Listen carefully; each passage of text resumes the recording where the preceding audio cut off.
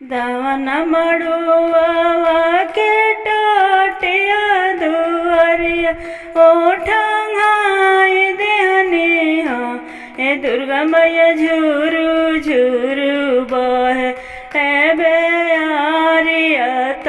मैया मोरी निंदिया सवसु मैया मोरी निंदिया सवसु अविनति से बोले ले कौन सेवका सुनी ए दुर्गा मैया सुनी ए शीतला मैया हो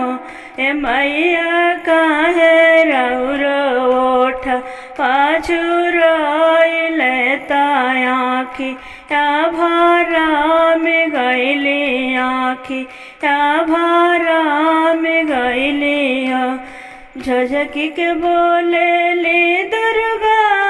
मैया सुना ए सेवक लगवा हो ए सेवक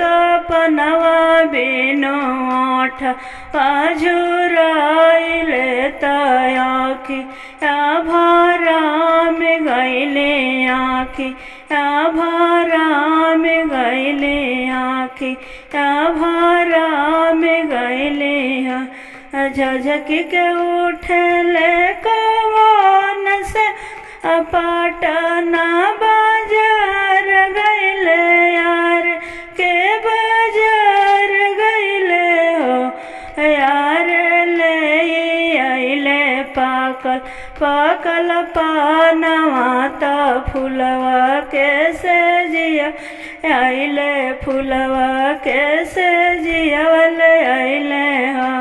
ए मैया खाइली ना पाकल पाकल पानवा त फूलवा कैसे जियावा सोइली